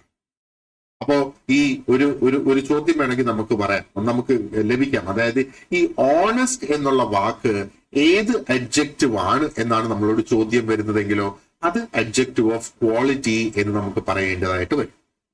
മനസ്സിലായില്ലേ? അതാണ് ആ ഒരു സവിശേഷത കൊണ്ടുവരുന്ന വാക്കുകളാണ് ഈ അഡ്ജക്റ്റീവ്സ് ഓഫ് ക്വാളിറ്റി എന്ന് പറയുന്നത്. ഇനി അഡ്ജക്റ്റീവ് ഓഫ് ക്വാണ്ടിറ്റിയോ എപ്പോഴും അത് നമ്പേഴ്സ് ആണ് ശരിക്കും അവിടെ കാണിക്കുക എന്നുള്ളത്. അപ്പോ എന്ത് മാത്രമുണ്ട് എന്നൊക്കെയുള്ളത് കാണിക്കുന്നതിന് വേണ്ടിയിട്ട് കൊണ്ടുവരുന്നത്. അപ്പൊ പലപ്പോഴും ഇത് അൺകൗണ്ടബിൾ ആയിട്ടുള്ള നൗൺസുമായിട്ട് അവരിത് കൊണ്ടുവരും. ഇപ്പൊ നൗൺസ് നമുക്ക് എണ്ണാൻ കഴിയുന്നതുണ്ടല്ലേ, നമുക്ക് 5 ആപ്പിൾ ഉണ്ട് എന്ന് നമുക്ക് പറയാം, അല്ലെങ്കിൽ 5 ആപ്പിൾസ്. കാരണം ഓരോ ആപ്പിളിനെയും നമുക്ക് കൗണ്ട് ചെയ്യാം. പക്ഷെ ഷുഗറിന്റെ കാര്യത്തിലോ, പഞ്ചസാര ഷുഗറിന്റെ കാര്യത്തില് ഓരോ ഷുഗറിന്റെ തരി നമുക്ക് കൗണ്ട് ചെയ്യാനായിട്ട് കഴിയില്ല അല്ലെ. അപ്പൊ അത് ഒരു അൺകൗണ്ടബിൾ ആയിട്ടുള്ള ഒരു നൗൺ ആണ് അവിടെ വരിക. പക്ഷെ ഷുഗറിനെ നമുക്ക് അതിന്റെ മറ്റൊരു അളവ് ചേർത്തിട്ട് ഒരു കിലോ അല്ലെങ്കിൽ 100 ഗ്രാം എന്നൊക്കെയുള്ള അളവ് ചേർത്തിട്ട് നമുക്ക് വേണമെങ്കിൽ അതിന്റെ ആ ഒരു ക്വാണ്ടിറ്റി പറയാം. അപ്പോ എന്താ പറയേണ്ടത്, 1 കിലോ ഷുഗർ, അല്ലെങ്കിൽ there is not enough sugar, ആവശ്യത്തിനുള്ള പഞ്ചസാരയില്ല എന്നൊക്കെ പറഞ്ഞ് ആ ഒരു വരുന്ന. അതേപോലെ പേഷ്യൻസ് എന്ന് പറയുന്ന ആ ഒരു വാക്കിനെ കുറിച്ച് ഒന്ന് ചിന്തിച്ചു നോക്കുക. പേഷ്യൻസ്, ഷീ ഹാസ് പേഷ്യൻസ്, അവർക്ക് പേഷ്യൻസ് ഉണ്ട് എന്ന് നമ്മൾ പറയുന്നത്. അപ്പൊ പേഷ്യൻസ് ഇവിടെ ഒരു എന്താ പറയണ്ട ഒരു ക്വാളിറ്റിയാണ്, എന്നാൽ അതിനെ ഒരു നാമം ആയിട്ട് തന്നെയാണ് നമുക്ക് ഇവിടെ ഉപയോഗിച്ചിരിക്കുന്നത്. ഷീ ഹാസ് 1 പേഷ്യൻസ് എന്നോ 2 പേഷ്യൻസ് എന്നോ നമുക്ക് പറയാനായിട്ട് പറ്റില്ല. ഷീ ഹാസ് മച്ച് പേഷ്യൻസ് എന്ന് പറയാം, she has very little patience എന്ന് പറയാം. കാരണം ഇതിനെ നമുക്ക് എണ്ണാൻ കഴിയില്ല, അത് എന്തുമാത്രം കൂടുതൽ അല്ലെങ്കിൽ കുറവുണ്ട് എന്നുള്ളതാണ് നമുക്കിവിടെ ഉപയോഗിക്കാനായിട്ട് സാധിക്കുക. ഇത് നമ്മൾ ആ ഒരു പ്രാക്ടീസ് ക്വസ്റ്റ്യൻസിലും ഇതിന്റെ ആ ഒരു ക്വസ്റ്റ്യൻസ് വർക്ക്ഔട്ട് ചെയ്യുന്ന സമയത്ത് നമുക്ക് ഇത് കുറെ കൂടെ കൂടുതൽ എന്താ പറയണ്ട ആ ഒരു സാഹചര്യത്തിൽ നിന്ന് കണ്ട് നമുക്കത് മനസ്സിലാക്കി കൊണ്ടുപോകാനായിട്ട് സാധിക്കും. അതേപോലെ ഒരു സംഗതിയാണ് ഈ അഡ്ജക്റ്റീവ് ഓഫ് നമ്പർ എന്ന് പറയുന്നത്. ഒന്നുകിൽ എത്ര എണ്ണം എന്ന് നമുക്ക് അറിയാനായിട്ട് കഴിയും, ഇല്ലെങ്കിൽ അതിന്റെ ഓർഡർ, അതായത് അതിന്റെ ഒരു സ്ഥാനം എത്രയിൽ നിൽക്കുന്നു എന്ന് നമുക്ക് മനസ്സിലാക്കാനായിട്ട് കഴിയും. ഓക്കെ, അപ്പോ ഒന്ന് നമ്പർ പറയുന്നത് ഒരു സെന്റൻസ് നോക്കിയേ. 4 സ്റ്റുഡൻസ് കെയിം, 4 കുട്ടികൾ വന്നു എന്നാണ് അവിടെ പറയുന്നത്. എന്നിട്ട് നമ്മൾ പറയുന്നത് അതിൽ ആദ്യം ആര് വന്നു, this is the first one who came, ഇതാണ് ആദ്യം വന്ന കുട്ടി എന്ന് പറയുന്നത്. അപ്പൊ ആദ്യത്തെ സെന്റൻസിൽ നമ്മൾ നമ്പർ ഉപയോഗിച്ചു, രണ്ടാമത്തെ സെന്റൻസിൽ നമ്മൾ അത് ഓർഡറിന് വേണ്ടിയിട്ട് ഉപയോഗിച്ചു. This is the first student എന്ന് പറയുമ്പോഴത്തേക്ക് ഇത് ആദ്യത്തെ സ്റ്റുഡന്റ് എന്നുള്ള. അതേപോലെയാണ് ഡെമോൺസ്ട്രേറ്റീവ് അഡ്ജക്റ്റീവ് എന്ന് പറയുന്നത്. അപ്പം ദിസ് അല്ലെങ്കിൽ ദീസ് എന്നൊക്കെയുള്ള വാക്കുകളാണ് ശരിക്കും ഇവിടെ ഉപയോഗിക്കുക. This pen is broken. അപ്പൊ ഈ പെൻ ഒരു പക്ഷെ അതെന്റെ കയ്യിൽ വെച്ചിട്ടായിരിക്കും പറയുന്നത്, അല്ലെങ്കിൽ അതിനെ തൊട്ട് കാണിച്ചിട്ടായിരിക്കും ഞാൻ അവിടെ പറയുക. അപ്പോ എന്താ പറയേണ്ടത്, ഈ ഡെമോൺസ്ട്രേറ്റീവിനകത്ത് നമ്മൾ പ്രത്യേകം ഓർക്കുക, ഒരു നൗൺ പ്രസന്റ് ആണെങ്കിൽ അത് അഡ്ജക്റ്റീവ് ആയിട്ട് മാറുന്നു, ഒരു നൗൺ ആബ്സെന്റ് ആണെങ്കിൽ അത് ശരിക്കും എന്താ പറയേണ്ടത് ആ ഒരു പ്രൊനൗണിലേക്ക് പോകുന്നു എന്നുള്ളത് നമ്മൾ മനസ്സിലാക്കുക. അതേപോലെയാണ് ഡിസ്ട്രിബ്യൂട്ടീവ് അഡ്ജക്റ്റീവ്സ് എന്ന് പറയുന്നത്. നേരത്തെ ഞാൻ പറഞ്ഞതുപോലെ each student received a prize, അപ്പോ ഓരോ സ്റ്റുഡന്റിനും ഒരു പ്രൈസ് ലഭിച്ചു എന്നുള്ളത് പറയുന്നു അല്ലെ. അതേപോലെ പൊസസീവ് അഡ്ജക്റ്റീവ് എന്ന് പറയുമ്പോഴത്തേക്ക് അത് എപ്പോഴും ഓണർഷിപ്പ് കാണിക്കുകയാണ്. മൈ എന്നുള്ള വാക്ക് അവിടെ ഉപയോഗിക്കുന്നത്, മൈ അവിടെ അഡ്ജക്റ്റീവ് ആയിട്ട് വരുന്നത്, മൈൻ ആണ് അവിടെ ഉപയോഗിക്കുന്നതെങ്കിൽ അത് റിഫ്ലക്റ്റീവ് ആണ്, ഒരു റിഫ്ലക്റ്റീവ് പ്രോണൗൺ ആയിട്ട് മാറുന്നു എന്നതാണ്. അതുപോലെയാണ് ഈ ഇന്ററോഗേറ്റീവ് അഡ്ജക്റ്റീവ്സ് എന്നുള്ളത്. അതെപ്പോഴും ചോദ്യം ചോദിക്കുന്നതിന് വേണ്ടിയിട്ട്, ഉദാഹരണം ഹൂസ് ബാഗ് ഇസ് ദിസ്. ഞാൻ നേരത്തെ പറഞ്ഞതുപോലെ എന്താണ്, ആ ഒരു നൗണിന്റെ തൊട്ടു മുന്നേ വരികയാണ് ഹൂസ് എന്നുള്ള ഒരു വേർഡ്. അന്നേരം അതിനെ നമ്മൾ അഡ്ജക്റ്റീവ് ആയിട്ടാണ് അതിനെ അവിടെ കണക്കാക്കേണ്ടത്.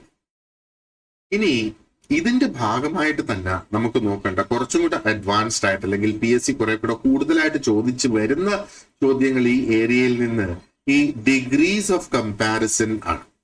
അപ്പൊ ഓരോ അഡ്ജക്റ്റീവിനും പൊതുവെ നമ്മൾ നോക്കുകയാണെന്നുണ്ടെങ്കിൽ 3 ഡിഗ്രീസ് ഉണ്ട്. അപ്പൊ അതിൽ ആദ്യത്തത് പോസിറ്റീവ് ഡിഗ്രി എന്ന് നമുക്ക് പറയാം. അപ്പൊ അവിടെ ഒരു കമ്പാരിസൺ വരുന്നില്ല. ഉദാഹരണം ടോൾ എന്ന് പറയുന്നത് ഒരു പോസിറ്റീവ് ഡിഗ്രി ആണ്, പക്ഷെ അത് വേറെ ഒന്നുമായിട്ട് ഒരു കമ്പാരിസൺ വരുന്നില്ല. ഹി ഇസ് ടോൾ, അവന് ടോൾ ആണ് എന്നുള്ളതാണ് പറയുന്നത്. ഇനി അതിന്റെ കമ്പാരിറ്റീവ്, കമ്പയറിംഗ് ബിറ്റ്വീൻ 2, അപ്പോ എന്താ പറയേണ്ടത്, he is ടോളർ. among the two he is taller. ആ 2 പേരിൽ അവനാണ് ടോളർ എന്നുള്ളത്. അപ്പൊ 2 പേര് തങ്ങളിൽ കമ്പയർ ചെയ്ത്. ഇനി സൂപ്പർലേറ്റീവ് വരും. സൂപ്പർലേറ്റീവ് എന്ന് പറയുമ്പോഴത്തേക്ക് എപ്പോഴും കമ്പാരിസൺ among more than 2, 2ൽ കൂടുതലുള്ള ഒരു കൂട്ടത്തിൽ നിന്ന് നമ്മൾ കമ്പയർ ചെയ്ത് ഏറ്റവും ഉയരം കൂടിയത് ആരാണ്, ടോളസ്റ്റ് എന്ന വാക്ക് നമ്മൾ അവിടെ ഉപയോഗിക്കുന്നത്. അപ്പൊ ടോൾ, ടോളർ, ടോളസ്റ്റ് എന്നുള്ളത് നമ്മൾ അവിടെ ഉപയോഗിക്കുക. അപ്പൊ ഈ ഡിഗ്രി ഓഫ് കമ്പാരിസൺ ബേസിക്കലി നമ്മൾ ഒന്നുകിൽ ഒരു ക്വാളിറ്റി, അല്ലെങ്കിൽ അതിന്റെ അളവ് ക്വാണ്ടിറ്റി, അല്ലെങ്കിൽ അതിന്റെ ഒരു അവസ്ഥ, ആ ഒരു സ്റ്റേറ്റ്, അതായത് നൗൺസിന്റെ, ഇപ്പൊ നൗൺസിന്റെ ക്വാളിറ്റി അല്ലെങ്കിൽ ക്വാണ്ടിറ്റി അല്ലെങ്കിൽ അതിന്റെ അവസ്ഥ സൂചിപ്പിക്കുന്നതിന് വേണ്ടിയിട്ട് പലപ്പോഴും നമ്മൾ ഉപയോഗിക്കുകയാണ് ഇതിനകത്ത് ചെയ്യുക. അപ്പോ ഞാൻ ഈ നേരത്തെ പറഞ്ഞതുപോലെ ഓർത്തോളുക, ഓരോ അഡ്ജക്റ്റീവ്സിനും 3 ഡിഗ്രീസ് ഉണ്ട്. അതിന്റെ ഏറ്റവും ബേസിക് ആയിട്ടുള്ള മോഡലാണ് നമ്മൾ ഇവിടെ നോക്കിയത്, ടോൾ, ടോളർ, ടോളസ്റ്റ് എന്നുള്ളത്. ടോൾ എന്ന് പറഞ്ഞാൽ പോസിറ്റീവ് ആണ്, അത് ഒരു കമ്പാരിസൺ നടത്തുന്നില്ല, ആ ഒരു വ്യക്തി അല്ലെങ്കിൽ ഒരു സാധനത്തിനെ കുറിച്ച് മാത്രം എടുത്ത് നമ്മൾ അവിടെ സംസാരിക്കുക, അല്ലെ? അതേപോലെ ടോളർ എന്ന് പറയുമ്പോഴത്തേക്ക് നമ്മൾ 2 വ്യക്തികളെ അല്ലെങ്കിൽ 2 ഘടകങ്ങളെ അവിടെ കമ്പയർ ചെയ്തു. ടോളസ്റ്റ് എന്ന് പറയുമ്പം ആ കൂട്ടത്തിൽ അവിടെ 3ഓ അതിലധികമോ അല്ല ഉണ്ടാകും, 2ൽ കൂടുതൽ എന്തായാലും ഇവിടെ ഉണ്ടാകും. അപ്പൊ അതിൽ ഏറ്റവും ഉയരം കൂടിയത് ആര് എന്ന് മനസ്സിലാക്കുന്നതിനാണ് നമ്മൾ ടോളസ്റ്റ് ഉപയോഗിക്കുന്നത്. PSC സംബന്ധിച്ചിടത്തോളം ഈ ഒരു ബേസിക് പാറ്റേൺ അവർ ഉപയോഗിക്കാറുണ്ട് ഈ ഒരു ടെസ്റ്റ് നടത്തുന്നതിന് വേണ്ടിയിട്ട്. ഓക്കെ, അപ്പോ നമുക്ക് എങ്ങനെയാണ് ആ ഒരു അഡ്ജക്റ്റീവ്സിനെ നമുക്ക് മനസ്സിലാക്കാനായിട്ട് സാധിക്കുക എന്ന് ക്വിക്കായിട്ട് നമുക്കൊന്ന് നോക്കാം. ഇതിനെയൊക്കെ നമ്മളിപ്പം 1 സിലബിൾ അഡ്ജക്റ്റീവ്സ് ആയിട്ട് മനസ്സിലാക്കിയാൽ മതി. അതായത് ഈ വാക്കുകളെ, അപ്പൊ ഇവിടെ വരുന്ന സിലബിൾസ് എന്ന് പറയുമ്പോഴത്തേക്ക് ER അല്ലെങ്കിൽ EST അവിടെ ആഡ് ചെയ്ത് വരുന്നു എന്നുള്ളത് അതാണ്. നോക്ക്, ഇപ്പൊ ടോൾ എന്ന വാക്കിന് for short adjectives with 1 syllable, അപ്പൊ ഇത് എല്ലാം ഷോർട്ട് അഡ്ജക്റ്റീവ്സ് ആണ്. Tall, short, fast, cold, rich, small. അതായത് ഈ സിലബിൾ എന്ന് പറയുമ്പോഴത്തേക്ക് നമ്മളിപ്പോ മനസ്സിലാക്കുക, ഓരോ വാക്കിനെയും ഉണ്ടാക്കുന്നത് ആ വാക്കിന്റെ സൗണ്ടുകളാണ്. അപ്പൊ ഒരു വാക്കിനെ നമുക്ക് എടുത്ത് അതിന്റെ ബേസിക് സൗണ്ട് ആയിട്ട് നമുക്ക് അതിനെ തരംതിരിക്കാം, അല്ലെങ്കിൽ അതിന്റെ സൗണ്ട് ആയിട്ട് അതിൽ നിന്ന് വിഭജിച്ചെടുക്കാം ഒരു വാക്കിൽ നിന്ന്. അങ്ങനെ വിഭജിച്ചെടുക്കുന്നതിന് ഏറ്റവും ചെറിയ യൂണിറ്റ് അല്ലെങ്കിൽ അതിന്റെ ഒരു സൗണ്ട് ആണ് ഈ സിലബിൾ എന്ന് പറയുന്നത്. അപ്പൊ ഇവിടെ ഈ കൊടുത്തേക്കുന്ന വാക്കുകളിലെല്ലാം ഒരു സിലബിൾ മാത്രമാണ് അവിടെ ഉള്ളത്. അപ്പൊ ഒരു സിലബിൾ മാത്രമാണ് അവിടെ വരുന്നതെങ്കിൽ അതിന്റെ ആ ഒരു കമ്പാരിറ്റീവും സൂപ്പർലേറ്റീവും കിട്ടുന്നതിന് നമ്മൾ ER ആഡ് ചെയ്യണം കമ്പാരിറ്റീവ് കിട്ടുന്നതിന്, ആൻഡ് EST ആഡ് ചെയ്യണം അതിന്റെ ആ ഒരു സൂപ്പർലേറ്റീവ് കിട്ടുന്നതിന് വേണ്ടിയിട്ട്. അപ്പൊ സിലബിൾസിലേക്ക് നമ്മളിപ്പോ കൂടുതൽ കടക്കേണ്ടതായിട്ടില്ല, കാരണം സിലബിൾസ് എന്താണ് എന്നുള്ളത് നമ്മുടെ ആ ഒരു സിലബസിന്റെ സ്കോപ്പിൽ വരുന്നില്ല. അപ്പൊ ഇതിലെ സെന്റൻസസ് നമ്മൾ നോക്കുകയാണെങ്കിൽ ഷീ ഈസ് ടോൾ എന്ന് പറയാം, she is ടോളർ than her sister എന്ന് പറയാം. അപ്പൊ ടോളറിന്റെ കൂടെ ദാൻ ആണ് വരുന്നത്, ടോളർ ദാൻ ഹെർ സിസ്റ്റർ എന്ന് പറയാം. Now she is the tallest girl in the class. അപ്പോ ആ ഒരു കൂട്ടം 2ൽ കൂടുതൽ അവിടെ വരണം നമുക്ക് ടോളസ്റ്റ് ഉപയോഗിക്കണമെങ്കിൽ എന്നുള്ളതാണ് അതിൽ നിന്ന് നമ്മൾ കാണുന്നത്. ഓക്കെ, ഇനി അപ്പൊ ഇത് വൺ സിലബിൾ അഡ്ജക്റ്റീവ്സിന്റെ കാര്യം നമ്മൾ നോക്കി. അതിന്റെ എക്സാമ്പിൾസ് ആണ് tall, short, fast, cold, rich, small എന്നൊക്കെ പറയുന്നത്. ഇനി ഈ അഡ്ജക്റ്റീവ്സ് എൻഡിങ് ഇൻ വൈയിൽ അവസാനിക്കുന്ന അഡ്ജക്റ്റീവ്സിന്റെ സ്പെല്ലിംഗ് എങ്ങനെ മാറും എന്നുള്ളതാണ് നമ്മൾ ഇവിടെ ഈ നോക്കുന്നത്. അപ്പൊ നോക്കിവിടെ ആ ഒരു happy, easy, heavy, lazy, busy എന്നൊക്കെ പറയുന്ന വാക്കുകളെല്ലാം വൈയിൽ അവസാനിക്കുന്ന അല്ലെ. അപ്പൊ ഈ വൈ ഐ ആയിട്ട് മാറും അതിന്റെ ആ ഒരു കമ്പാരിറ്റീവ് സ്റ്റേറ്റിൽ വരുമ്പോ. ആൻഡ് എന്താ പറയേണ്ടത്, ആ ഒരു സൂപ്പർലേറ്റീവിലേക്ക് വരുമ്പോഴത്തേക്കും അത് അങ്ങനെ തന്നെയാണ് ആകുന്നത്. പക്ഷെ വൈ ഐ ആയിട്ട് മാറിയിട്ട് EST ആഡ് ചെയ്യും സൂപ്പർലേറ്റീവില്, വൈ ഐ ആയി മാറിയിട്ട് ER ആഡ് ചെയ്യും കമ്പാരിറ്റീവില്. ഇവിടെ നമ്മൾ എന്താ ടോളിന്റെ കൂടെ ഡയറക്റ്റ് ആയിട്ട് ആ ഒരു ER അങ്ങ് ആഡ് ചെയ്യുകയാണ് ചെയ്തത്. അത് വൺ സിലബിൾ അഡ്ജക്റ്റീവ്സ് ആയതുകൊണ്ട്. അപ്പൊ ഇവിടെ വൈയിൽ അവസാനിക്കുന്ന അഡ്ജക്റ്റീവ്സ് അത് കമ്പാരിറ്റീവ് ആവുമ്പോഴത്തേക്ക് വൈ മാറി ഐ ആയിട്ട് അതിന്റെ കൂടെ ER കൂടെ ചേരും. ഇവിടെ കണ്ട ഈസി എന്നുള്ളതിന് ഐ ആയിട്ട് മാറിയ വൈ, എന്നിട്ട് അതിന്റെ കൂടെ ER കൂടെ വന്നു. അതാണ് ആ ഒരു കമ്പാരിറ്റീവ്. ആൻഡ് സൂപ്പർലേറ്റീവ് എന്ന് പറയുമ്പോഴത്തേക്ക് ആ ഒരു ഐ മാറിയിട്ട് അതിന്റെ കൂടെ EST ആഡ് ചെയ്തു. ഇവിടെയും ആ ഒരു ഐ മാറിയിട്ട് EST ആഡ് ചെയ്തു. അങ്ങനെയാണ് ഈ ഒരു വേർഡ്സ് ശരിക്കും ഫോം ആയി വരുന്നത്. അപ്പൊ ഇവിടെ നമ്മൾ സ്പെല്ലിങ്ങും കറക്റ്റ് ആയിട്ട് അറിഞ്ഞിരിക്കണം. കാരണം നമ്മുടെ ഈ മൾട്ടിപ്പിൾ ചോയ്സ് ചോദ്യങ്ങൾ നമുക്ക് തരുമ്പോഴത്തേക്ക് എന്താ പറയേണ്ടത്, അത് സ്പെല്ലിങ്സും കൂടെ കറക്റ്റ് ആയിട്ട് നമ്മൾ ചൂസ് ചെയ്യുമ്പോഴാണ് നമുക്ക് കൃത്യമായിട്ട് അതിന്റെ ആ ഒരു ആൻസറിലേക്ക് എത്താനായിട്ട് കഴിയും. ഓക്കെ, അപ്പൊ ഇവിടെ ഈസി എന്നുള്ള വാക്കെടുത്തേ. The work is easy. The work is easier than before. അപ്പൊ this work is easier than before അതിന്റെ കമ്പാരിറ്റീവ്. അപ്പൊ ഇപ്പൊ ചെയ്ത വർക്കും നേരത്തെ ചെയ്ത വർക്കുമായിട്ട് അവിടെ കമ്പയർ ചെയ്യുവാണ്. Now this is the easiest work. ഞാൻ ഇതുവരെ ഒന്നിലധികം പ്രാവശ്യം ഈ ജോലി ചെയ്തിട്ടുണ്ട്. ഇതാണ് അതിൽ ഏറ്റവും ഈസി ആയിട്ടുള്ളത്. അതാണ് ദിസ് ഇസ് ദ ഈസിയസ്റ്റ് എന്ന് പറയുന്നത്. ഓക്കെ, ഇനി അടുത്തത് വീണ്ടും വൺ സിലബിൾ അഡ്ജക്റ്റീവ്സ് തന്നെയാണ്, പക്ഷേ അതൊരു കൺസണന്റിലാണ് എൻഡ് ചെയ്യുക. അപ്പൊ ഇവിടെ നോക്ക്, വൺ സിലബിൾ അഡ്ജക്റ്റീവ് അത് എന്താ പറയേണ്ടത്, കൺസണന്റില് അത് എൻഡ് ചെയ്യുന്നു എന്നുള്ളത് നിർബന്ധമായിട്ട് അവിടെ പറയുന്നില്ല. പക്ഷെ ഇവിടെ വൺ സിലബിൾ ആയിട്ടുള്ള അഡ്ജക്റ്റീവ്സ് അത് വീണ്ടും ഒരു കൺസണന്റില്, ഒരു കൺസണന്റ് എന്ന് പറയുമ്പം കൺസണന്റ് സൗണ്ടില് അത് വന്ന് എൻഡ് ചെയ്യുന്നു. ഏകദേശം ഇത് നമ്മൾ ഇവിടെയും ഉപയോഗിച്ചിട്ടുണ്ട്. ടോൾ എന്നുള്ളത് ടോളർ, ആ ഒരു സൗണ്ടിനെ ഇവിടെ നമ്മൾ ഡബിൾ ആക്കി. പക്ഷെ ഷോർട്ട് എന്നുള്ളതിനെ ഒരു ടി മാത്രമാണ് അവിടെ വരിക അല്ലെ. ഷോർട്ടർ മാത്രം നമ്മൾ അവിടെ ആഡ് ചെയ്തു. അതാണ് ആ ഒരു വൺ സിലബിൾ. അപ്പൊ ഇവിടെ നമ്മൾ വൺ സിലബിൾ പ്രത്യേകിച്ചും ആ ഒരു കൺസണന്റ് സൗണ്ടില് എൻഡ് ചെയ്യുന്നത്, ഇവിടെ ഗ സൗണ്ടില്, ഇവിടെ ട സൗണ്ടില്, ഇവിടെ വീണ്ടും ട സൗണ്ടിൽ വന്ന് ഇവിടെ ആ ഒരു ന സൗണ്ടില് ഇത് എൻഡ് ചെയ്തു. അതാണ് ആ ഒരു കൺസണന്റ് സൗണ്ട് എന്ന് പറയുന്നത്.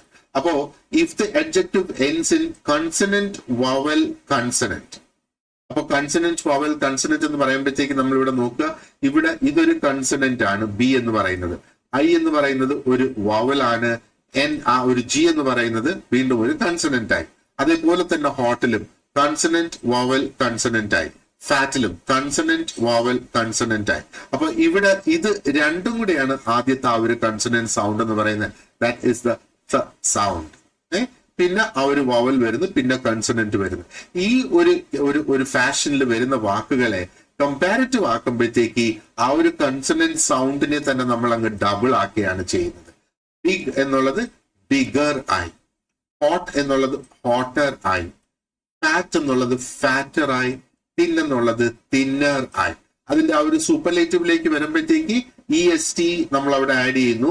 ആ ഒരു എന്താ പറയണ്ടേ, കൺസണന്റ് ഡബിൾ ആക്കിയതിനു ശേഷം EST അവിടെ ആഡ് ചെയ്യുകയാണ്. ഇവിടെ കമ്പാരിറ്റീവ്ലി ER ആഡ് ചെയ്യുന്നു എന്നുള്ളതാണ് അവിടെ വരുന്ന ആ ഒരു ഡിഫറൻസ് അല്ലെ. അപ്പൊ today is hot, yesterday was hotter, this is the hottest day. മനസ്സിലായല്ലേ? അപ്പൊ മോസ്റ്റ് ഹോട്ട് എന്നുള്ള വാക്കുകളൊന്നും നമ്മൾ അവിടെ ഉപയോഗിക്കില്ല. നമ്മൾ ഹോട്ടസ്റ്റ് എന്ന് തന്നെയാണ് നമ്മൾ അതിനെ അവിടെ ഉപയോഗിക്കേണ്ടത്. ഇനി നാലാമത് ഒരു കാറ്റഗറി നമുക്കുള്ളത്, രണ്ടോ അതിലധികമോ സിലബിൾസ് വരുന്ന അഡ്ജക്റ്റീവ്സ് ആണെങ്കിൽ നമ്മൾ മോർ അല്ലെങ്കിൽ മോസ്റ്റ് യൂസ് ചെയ്യണം എന്നുള്ളതാണ്.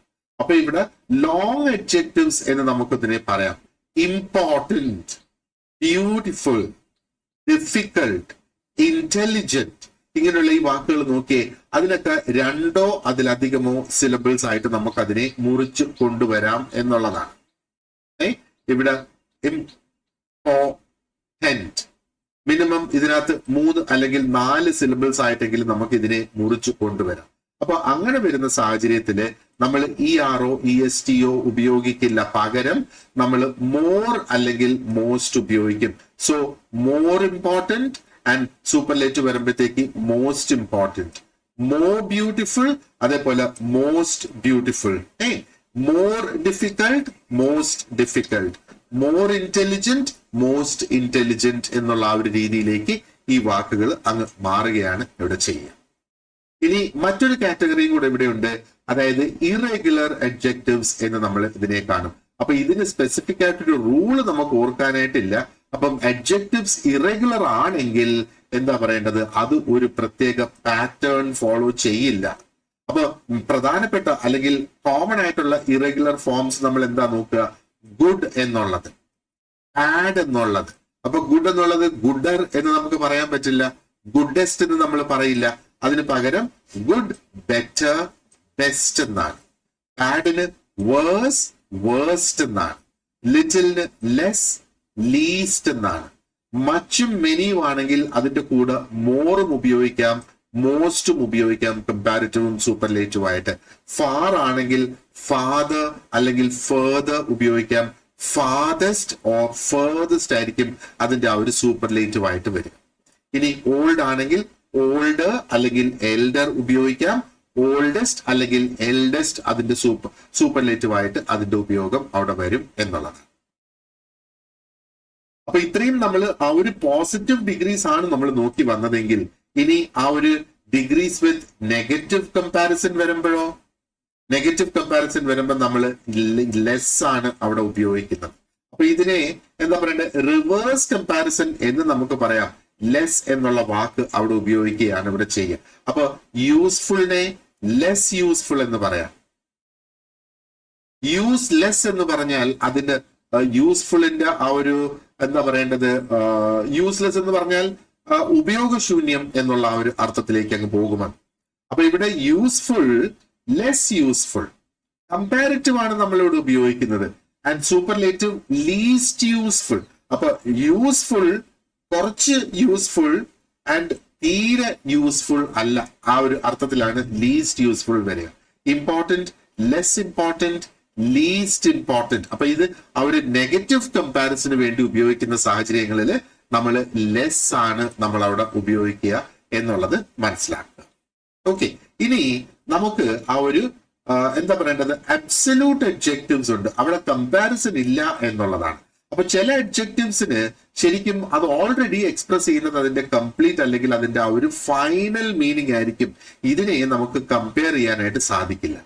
അപ്പൊ പെർഫെക്റ്റ് എന്ന് പറഞ്ഞു കഴിഞ്ഞാൽ അത് ഏറ്റവും പെർഫെക്റ്റ് എന്ന് തന്നെയാണ് അതിന്റെ അർത്ഥം. മോർ പെർഫെക്റ്റ് എന്നുള്ള ഒരു കോൺസെപ്റ്റ് അവിടെ ഇല്ല. യുണീക്ക് എന്ന് പറഞ്ഞാൽ അത് യുണീക്ക് ആണ്, ഇത്തരത്തിൽ ഒന്ന് മാത്രമേ ഉള്ളൂ എന്നുള്ളതാണ് അവിടെ ഉദ്ദേശിക്കുന്നത്. ഇൻഫിനിറ്റ്, അതും എന്താ പറയേണ്ടത്, ഒരു അബ്സല്യൂട്ട് അഡ്ജക്റ്റീവ് ആണ്. കംപ്ലീറ്റ്, അപ്പൊ കംപ്ലീറ്റ് അതിനെ പൂർത്തിയാക്കി എന്ന് പറയുന്നതാണ് കംപ്ലീറ്റ് എന്ന് പറയുന്നത്. അപ്പോ നമുക്കത് കുറച്ച് പൂർത്തിയാക്കി അല്ലെങ്കിൽ കൂടുതൽ പൂർത്തിയാക്കി എന്ന് നമുക്ക് പറയാനായിട്ട് കഴിയില്ലല്ലോ. അപ്പൊ കംപ്ലീറ്റ് അതിനെ കുറച്ചു അല്ലെങ്കിൽ പകുതി കംപ്ലീറ്റ് ആക്കി എന്ന് പറഞ്ഞാൽ വേണമെങ്കിൽ നമുക്ക് ഓൺ ഗോയിങ് ആണ്, I completed half of it എന്നൊക്കെ നമുക്ക് വേണമെങ്കിൽ പറയാം. പക്ഷെ കംപ്ലീറ്റ് എന്ന് പറയുന്ന ആ ഒരു വാക്കിന് കമ്പാരിസൺ വേറെ ഇല്ല. അതേപോലെയാണ് ഐഡിയൽ എന്ന് പറയുന്നത്, ഏറ്റവും ഉചിതമായത് എന്ന് പറഞ്ഞാൽ അതിനകത്തും പ്രത്യേകിച്ച് ഒരു കമ്പാരിസൺ അവിടെ നമുക്ക് കൊണ്ടുവരാനായിട്ട് സാധിക്കില്ല എന്നുള്ളതാണ്.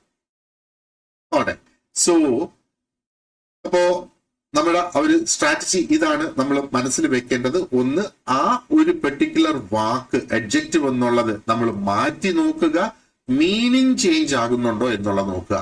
പക്ഷെ സെന്റൻസിന്റെ ഗ്രാമറിൽ തെറ്റ് വരില്ല, അത് അഡ്ജക്റ്റീവ് ആണ്. ഇനി ആ ഒരു വാക്ക് ഒരു നാമത്തെ അത് മോഡിഫൈ ചെയ്യുന്നുണ്ടോ എന്നുള്ളത് നമ്മൾ ചോദിക്കുക, നോക്കുക, ആണെങ്കിൽ അതൊരു അഡ്ജക്റ്റീവ് ആണ് എന്നുള്ളതാണ്. അപ്പൊ ഈ ഒരു രണ്ട് ടെസ്റ്റ് തന്നെ നമുക്ക് നടത്താം. അത് ഒരു അഡ്ജക്റ്റീവ് ആണോ ഒരു നാമത്തെ വിശേഷിപ്പിക്കുന്ന വാക്കാണോ എന്നുള്ളത് നമുക്ക് അറിയുന്നതിന് വേണ്ടിയിട്ട്. അപ്പൊ ഈ ഡിഗ്രി ഓഫ് കമ്പാരിസൺ ക്വസ്റ്റ്യൻസ് നമ്മൾ ആൻസർ ചെയ്യുന്നതിന് മുന്നേ നമ്മൾ നോക്കുക എന്തെങ്കിലും തരത്തിലുള്ള ഒരു കമ്പാരിസൺ അവിടെ നടക്കുന്നുണ്ടോ എന്നുള്ളത് നമ്മൾ നോക്കുക. പിന്നെ നമ്മൾ ചോദിക്കേണ്ടതെന്ന് പറഞ്ഞാല് ഇത് രണ്ട് സാധനങ്ങൾ തങ്ങളിലാണോ കമ്പയർ ചെയ്യുന്നത്, അതോ രണ്ടിലധികം സംഗതികളെയാണോ കമ്പയർ ചെയ്യുന്നത്? രണ്ടാണ് കമ്പയർ ചെയ്യുന്നത് എപ്പോഴും അത് കമ്പാരിറ്റീവ് ആയിരിക്കും, രണ്ടിലധികം ഉണ്ടെങ്കിൽ എപ്പോഴും അത് സൂപ്പർലേറ്റീവ് ആയിരിക്കും എന്നുള്ളതാണ്. അത് നമ്മൾ വിട്ടുപോകരുത്.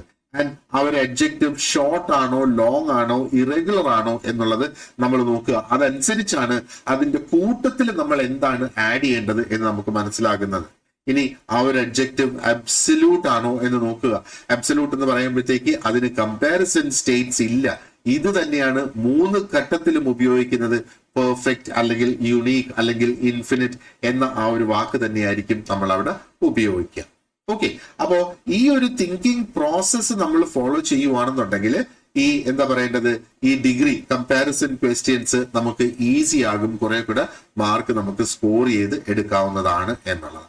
ഇനി നമുക്ക് വേണ്ടതെന്ന് പറഞ്ഞാല് ഒരുപാടധികം പ്രാക്ടീസ് ആണ് ഇതോടനുബന്ധിച്ച് നമുക്ക് വേണ്ടത്. അപ്പൊ ഈ ഒരു വീഡിയോ നിങ്ങൾ കണ്ടാൽ ഉടനെ തന്നെ ഇതിന്റെ വർക്ക്ഷീറ്റും കൂടെ ഞാൻ നിങ്ങളുടെ എന്താ പറയേണ്ടത് ആ ഒരു ലിസ്റ്റിൽ ഞാനിപ്പോ ഇത് ആഡ് ചെയ്തിട്ടുണ്ട്.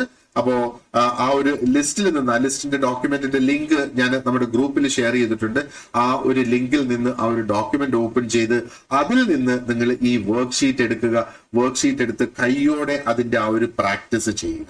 എന്നിട്ട് പ്രാക്ടീസ് ചെയ്യുമ്പോൾ എന്തെങ്കിലും ഒരു ബുദ്ധിമുട്ട്, ഏതെങ്കിലും ഒന്ന് മനസ്സിലാകാതെ നിങ്ങൾക്ക് വരുന്ന ഒരു സാഹചര്യം ഉണ്ട് എന്നുണ്ടെങ്കിൽ അത് സ്പെസിഫിക് ആയിട്ട് ഗ്രൂപ്പിൽ ഒരു ക്വസ്റ്റ്യൻ ഇട്ട് നിങ്ങൾക്ക് ചോദിക്കാം. And I will give you an explanation for it. ഇത് നമ്മൾ ഇപ്പോ ഈ സ്റ്റേജിൽ തന്നെ നമ്മൾ ഇത് മനസ്സിലാക്കി പോവുക. ഇത് പ്രിലിംസിന് മാത്രമല്ല നമ്മുടെ മെയിൻ എക്സാംസിനും ഡിഗ്രി ലെവൽ മെയിൻ എക്സാംസിനും ഇതേ എന്താ പറയേണ്ടത് സിലബസ് തന്നെയാണ് നമുക്ക് ഫോളോ ചെയ്യാനുള്ളത്. ചിലപ്പം ചോദ്യങ്ങൾ ഒരു ഇച്ചിരി കൂടെ ഹൈ ലെവലിൽ ആ ഒരു മെയിൻ എക്സാമിന് വരാൻ സാധ്യതയുണ്ട് എന്നുള്ളത് മാത്രമാണ്. മാത്രമല്ല ഇവിടെ നമുക്ക് ഇംഗ്ലീഷ് ഗ്രാമറിന്റെ മൊത്തത്തിൽ 20 മാർക്കിനുള്ള ചോദ്യം പ്രിലിംസിന് വരുമെങ്കിൽ മെയിൻസിന് അത് 10 മാർക്കിന്റെ ചോദ്യമായിട്ട് ചുരുങ്ങുന്നു എന്നുള്ള ഒരു വ്യത്യാസം മാത്രമേ ഉള്ളൂ. അപ്പൊ ഇത് പഠിക്കുകയാണെങ്കിൽ ഡബിൾ ആണ് നമുക്ക് ഉപയോഗം. ഈ ഒരു ഒറ്റ സ്റ്റേജിൽ പഠിക്കുകയാണെങ്കിൽ ഡിഗ്രി ലെവലിന്റെ ഏത് എക്സാം, അതായത് ഇംഗ്ലീഷ് വരുന്ന ഏതൊരു PSC എക്സാമിനും നമുക്ക് ഇത് തന്നെ ഉപയോഗിച്ചാൽ മതി. ക്വസ്റ്റ്യൻസ് നമുക്ക് ആൻസർ ചെയ്ത് പോകാൻ കഴിയും എന്നുള്ളത്. ഓക്കെ, അപ്പോ ഈ ഒരു നമ്മുടെ വാട്സാപ്പ് സ്റ്റഡി ഗ്രൂപ്പ് ജോയിൻ ചെയ്യുന്നതിനുള്ള ലിങ്കും ഞാൻ എന്താ പറയേണ്ടത് ഈ ഒരു വീഡിയോയുടെ ഡിസ്ക്രിപ്ഷൻ ബോക്സിൽ കൊടുത്തിട്ടുണ്ടാകും. ആ ഒരു ലിങ്ക് ഉപയോഗിച്ച് നിങ്ങൾ ജോയിൻ ചെയ്യുക. എന്തെങ്കിലും ഡിഫിക്കൽട്ടി ഉണ്ടെങ്കിൽ നിങ്ങൾക്ക് ഈ സ്ക്രീനിൽ കാണുന്ന നമ്പറിൽ എന്നെ കോൺടാക്ട് ചെയ്യാവുന്നതാണ്. അപ്പൊ ഈ ഒരു ചാനൽ ഇതുവരെ സബ്സ്ക്രൈബ് ചെയ്തിട്ടില്ലെങ്കിൽ നിങ്ങൾ ഒന്ന് സബ്സ്ക്രൈബ് ചെയ്യുക. ഫ്രണ്ട്സിനൊക്കെ ഒന്ന് ഷെയർ ചെയ്ത് കൊടുക്കുക. അവരോടും ഒന്ന് സബ്സ്ക്രൈബ് ചെയ്യാനായിട്ട് ആവശ്യപ്പെടുക. നമ്മൾ ഈ ഒരു ഡിഗ്രി ലെവൽ പ്രിലിംസിന്റെ കംപ്ലീറ്റ് ലെസൺസും നമ്മൾ ഈ ഒരു ചാനലിൽ അതിന്റെ നോട്ട്സും പ്രാക്ടീസ് ക്വസ്റ്റ്യൻസോട് കൂടി നമ്മൾ അത് അവൈലബിൾ ആക്കുന്നതായിരിക്കും. പോർഷൻസ് കുറച്ചൊക്കെ കംപ്ലീറ്റ് ചെയ്തതിന് ശേഷം പിന്നെ നമുക്ക് മോക്ക് ടെസ്റ്റും മോഡൽ എക്സാംസും ഒക്കെ സ്റ്റാർട്ട് ചെയ്യാവുന്നതാണ്. So once again, thank you very much for watching this lesson and wish you an excellent day ahead. Wish you all the very best. Thank you.